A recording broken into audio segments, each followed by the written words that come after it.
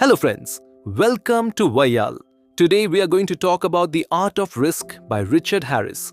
Shubham was an ordinary person living in a small town, immersed in his work, going to the office every day, returning home in the evening and having some fun on the weekends was his life.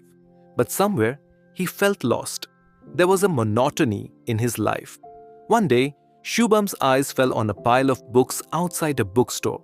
It was his habit to make a resolution every new year. This time, he had decided to do something adventurous in his life, but he didn't know how to do it. He glanced at the books, and the title of one book immediately attracted him: The Art of Risk: What We Can Learn from the World's Leading Risk Takers. He picked up the book and began to read. After reading the first few pages, he decided he had to buy it.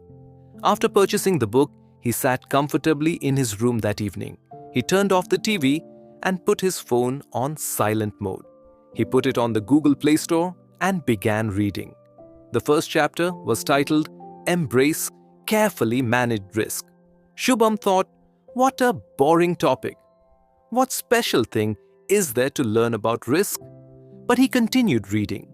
Gradually, Harris's words began to draw him in. The author had written that taking risks doesn't mean needlessly endangering your life. Real risk takers are those who analyze every risk first. They consider the worst-case scenario and what steps can be taken to avoid it. Shubham suddenly remembered that once, during his college days, his friends had invited him to go bungee jumping. He hadn't gone out of fear, but his friend Arjun had gone and later told him that the bungee jumping company had already put all kinds of safety measures in place. At that time, Shubham had thought Arjun was crazy, but now he understood that Arjun wasn't a rookie. He had taken a calculated risk. It felt as if Harris was speaking directly to him. He was saying, Shubham, you never take any risks in your life. You always live in your comfort zone.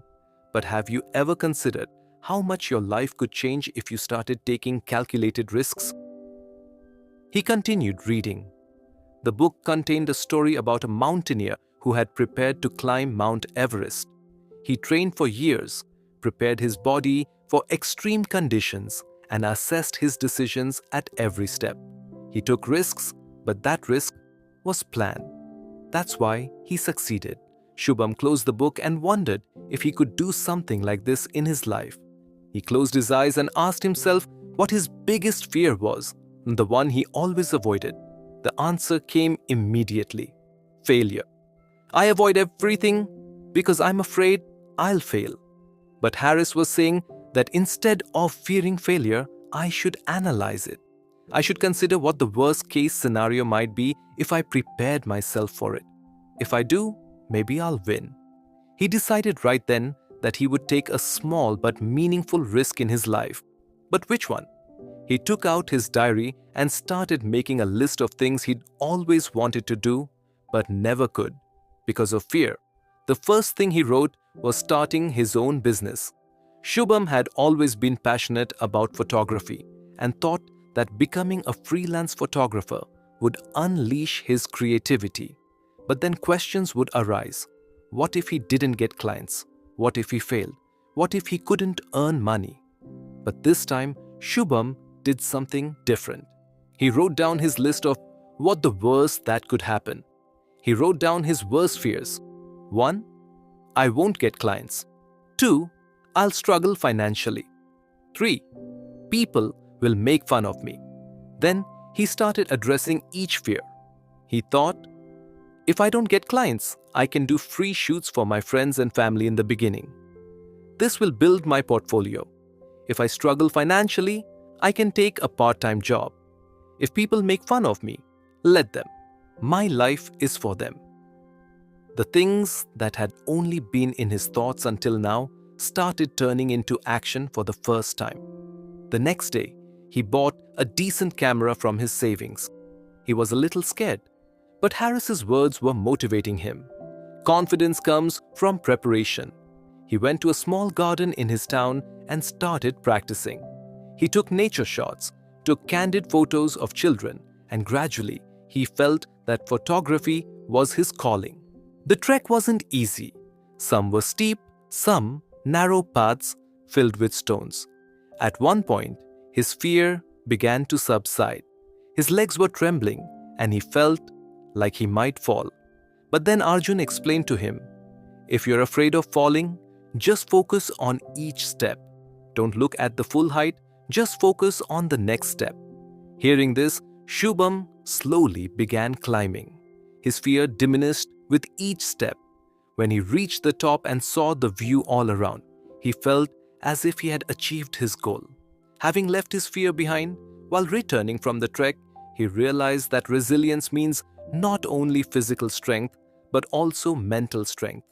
If he had given up midway, he would never have seen that beautiful sight. Now Shubham's thinking had changed. He began to see every challenge, big or small, as an opportunity. He started taking his photography more seriously. Some people praised his work while others criticized him. Previously, he would be upset by the criticism, but now he saw it as an opportunity to learn. A few months later, a major photography contest was held. Shubham thought it could be a great opportunity for him. However, renowned photographers were participating in the competition.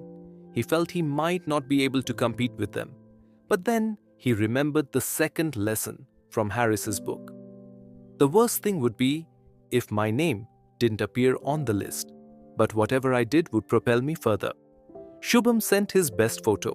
When the results came, his name wasn't on the winners list.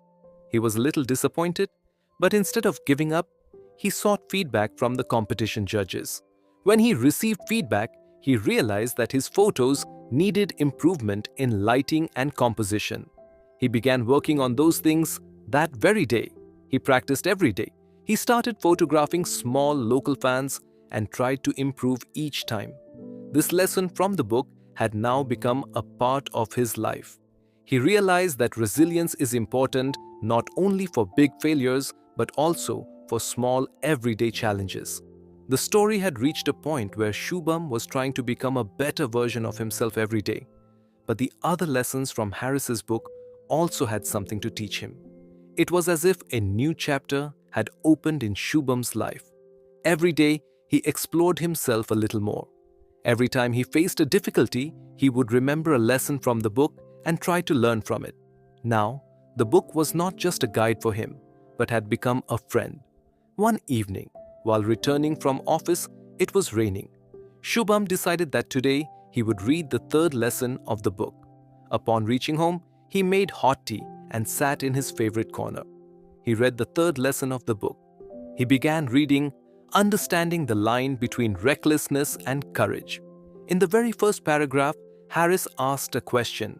Have you ever wondered what things in your life you do without thinking, and what things you never mustered the courage to do because of fear? Shubham found this question quite intriguing. He asked himself, have I ever been reckless? Or am I always so conscious that I don't give myself the opportunity to show courage? Harris wrote, there's a very fine line between courage and recklessness. Sometimes we consider others' actions reckless, while for them, they are calculated risks. It all depends on a person's mindset and preparation. Shubham suddenly remembered his friend Arjun. Arjun was the one who had insisted on taking him trekking. Arjun often engaged in high-risk adventures, paragliding, skydiving, and scuba diving. Shubham always felt that Arjun was needlessly risking his life. But now he realized that perhaps Arjun wasn't reckless, but rather courageous. Asli was exploring his boundaries. This thought forced Shubham to rethink his actions. He thought, I rely on the courage of others to cover up my fears, but the truth is, I never try to push my limits. Shubham spent the next few days in introspection. He created 2 columns in his diary: things I avoid because of fear and things I do without thinking. In the first column, he wrote 1. Heights, 2. Public speaking, 3. Starting my own business. In the second column, he wrote 1. Making impulsive decisions every time, 2. Sometimes spending money without thinking, 3. Doing things just because others are doing them. Shubham realized that a large part of his life was driven by either fear or knee-jerk decisions. He was taking neither calculated risk nor courage. Asli was exploring his life. In the book, Harris shared a story of a stunt pilot. That pilot? Harp. He risked his life every day, but before every stunt, he would analyze his meticulousness and emergency landing options. People might think his stunts were reckless, but in reality, he had calculated everything in advance. Shubham learned a lot from this story. He thought he too would have to understand the difference between courage and recklessness in his life. He would have to explore his boundaries, but with careful planning. He got his first opportunity to turn this thought into action that same week. His team at the office was asked to work on a new project. The opportunity to become the project lead came, but it also carried a significant risk. If the project failed, the entire team would suffer. Shubham initially thought he should let someone else handle this task, but then he asked himself, is this fear holding me back? Am I considering this a reckless decision when it could be a calculated risk? He decided to become the project lead this time. He planned thoroughly with his team, assessed every risk, big or small, and when the project began, his hard work was clearly evident. Initially, he faced many challenges. Some people disagreed with his decisions, but Shubham took every feedback seriously and adjusted accordingly. Ultimately, the project was completed on time and the company made a good profit. That day, Shubham learned that courage doesn't just mean taking big risks.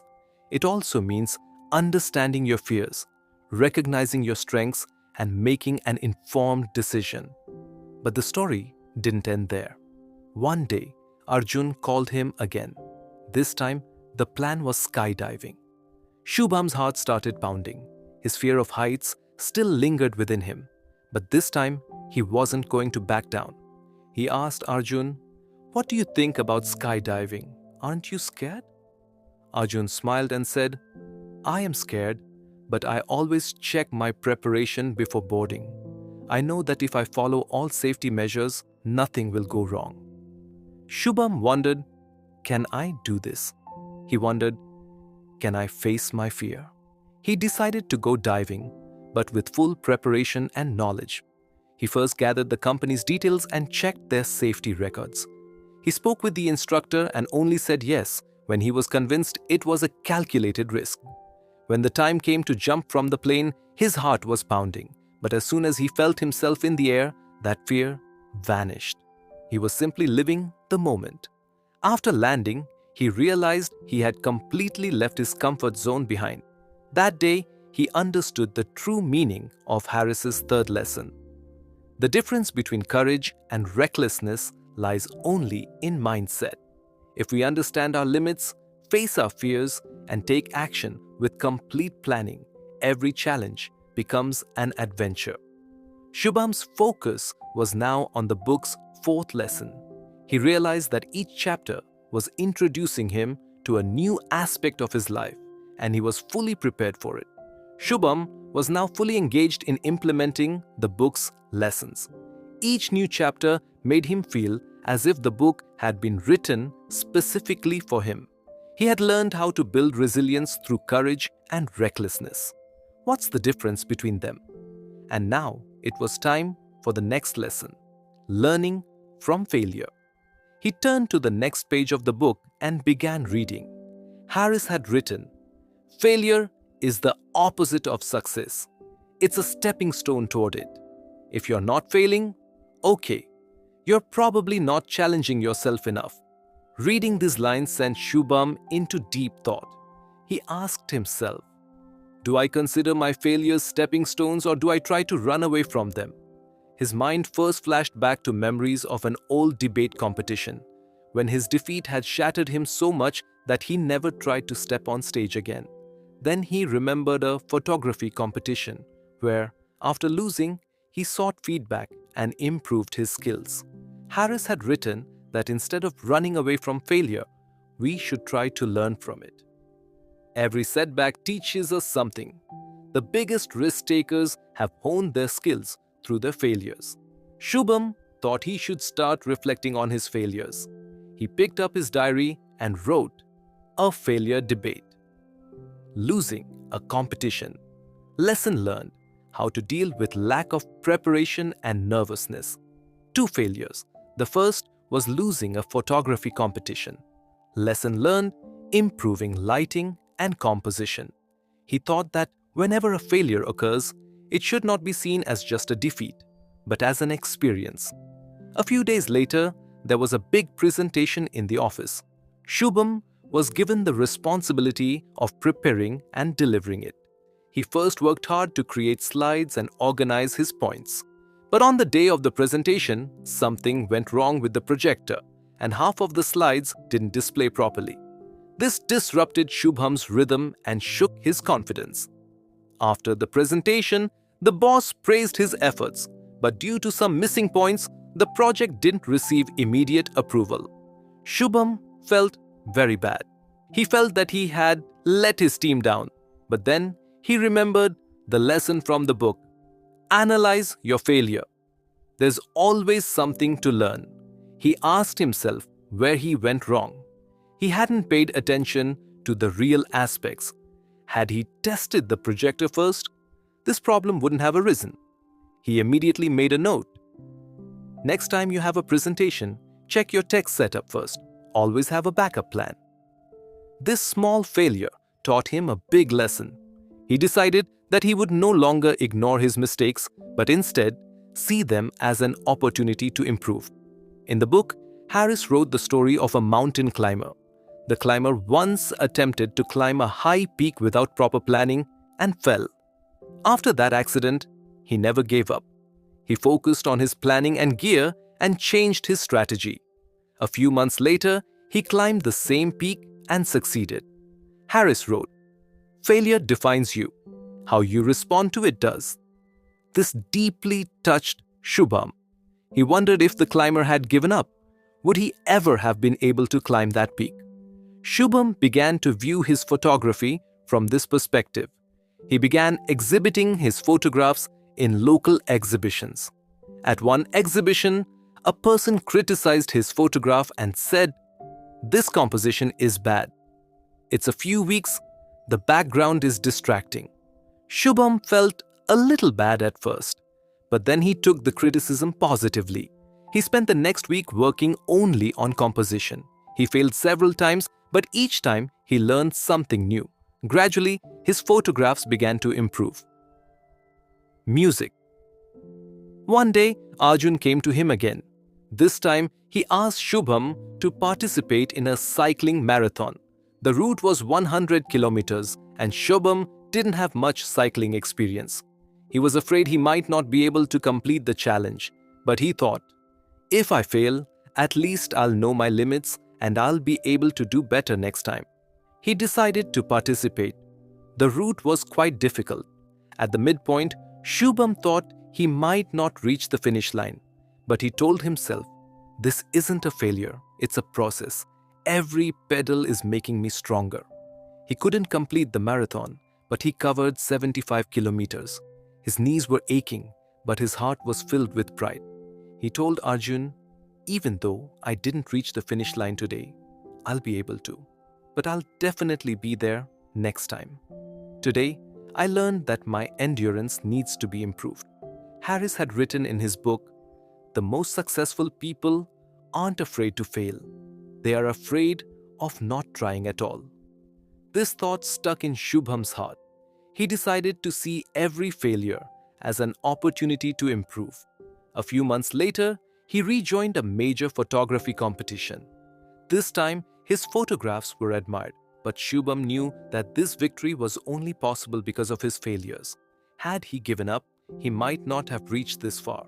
Shubham's story had now reached a point where failure had become his mentor, not his fear.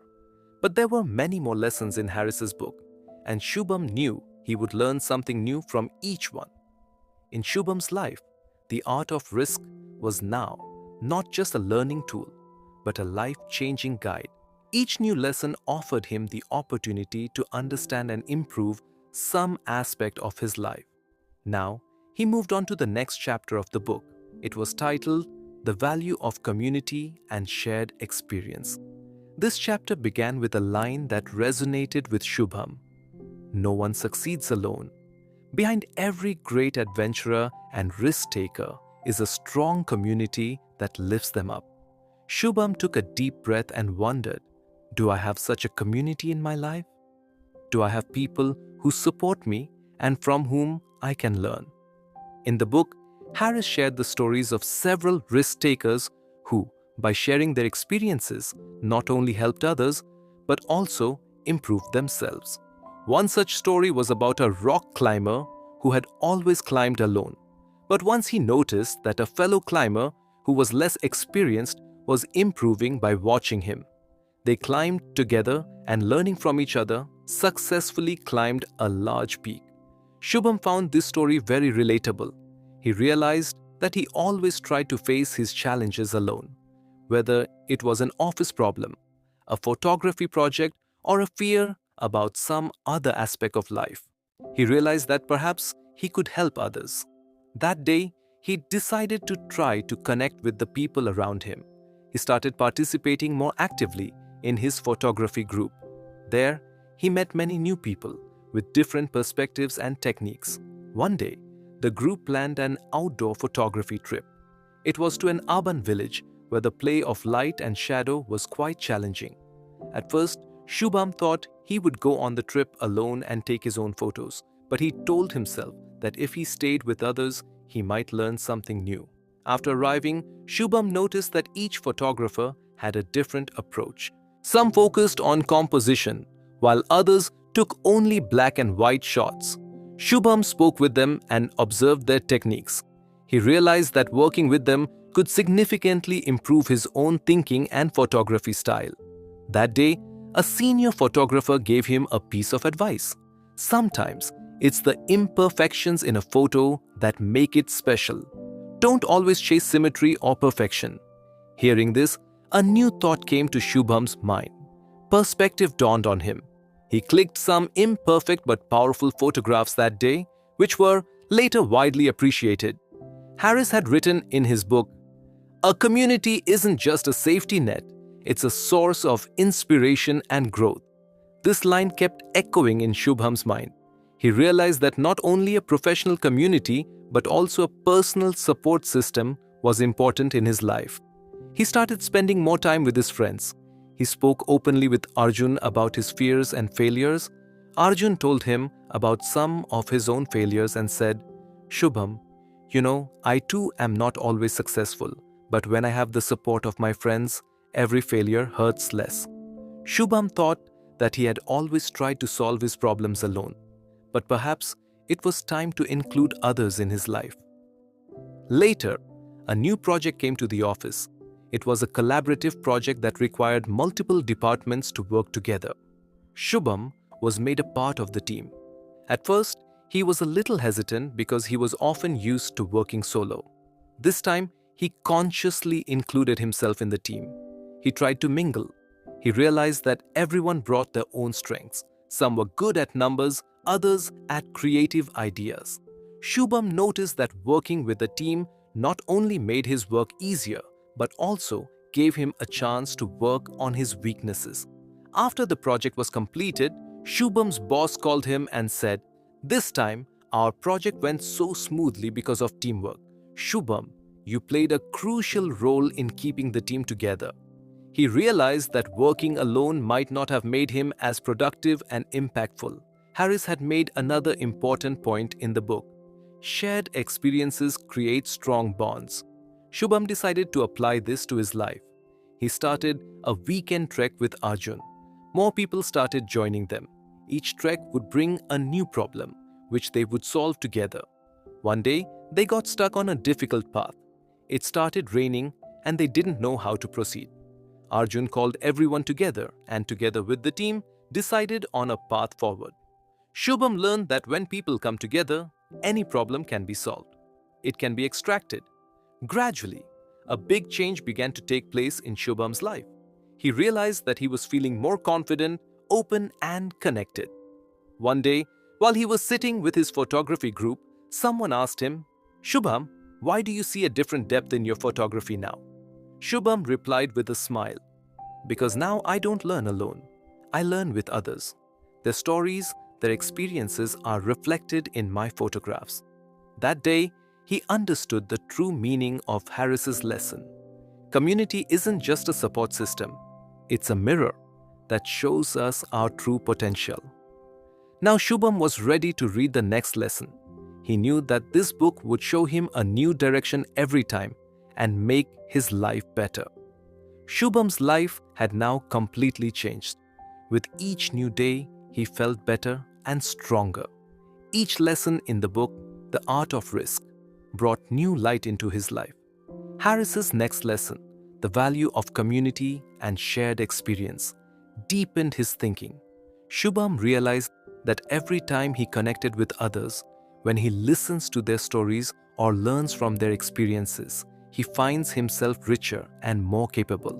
Challenges that once seemed like mountains to him now became mere stepping stones in the path. After that photography group trip, he always made an effort to collaborate with others. He now viewed every project and every challenge as a shared experience. He learned that everyone in a team has different strengths and weaknesses, and that when people combine their strengths, even impossible tasks become possible. There was a big presentation in the office. This time, Shubham wasn't alone. He spoke with his colleagues beforehand, gathered feedback, and prepared every aspect of the presentation with the team. When the presentation ended, Shubham received praise not only for his work, but for the entire team. He realized that the impact of a whole team is far greater than that of a single individual. This change began to reflect in Shubham's personal life as well. Weekend treks with Arjun were deepening their friendship. On each trek, they would solve problems, big and small, together. Once, when a teammate met him, a new member who was trekking for the first time joined the group, so Arjun and Shubham helped guide and encourage him. That day, Shubham realized that not only learning but also teaching and supporting others is equally important. Harris had written, "Shared experiences create not just memories but lessons that last a lifetime." Shubham now fully understood these words. One day, as Shubham was thinking about his past, he remembered how alone he used to feel. He tried to solve every problem alone, keeping every fear to himself. But now, he had a community in his life, whether it was office mates, members of a photography group, or a true friend like Arjun. He thought, if I had never given these people a chance in my life, I might still be standing there, confused, scared, and isolated. Shubham made this lesson from Harris's book an important part of his life. He decided that now he would move forward, not just for himself, but with the people around him. He learned that community doesn't just mean receiving support, but also giving support to others. Now, Shubham was very different from the person who had opened the first page of The Art of Risk, but he knew that this journey was not over yet. There were more lessons in Harris's book, and Shubham was ready to adopt them all in his life. The story doesn't end here because these lessons will continue to make Shubham better at every new step in his life, in every new experience, and in every new relationship. So friends, this was our book summary for today. Do let us know how you liked it by commenting.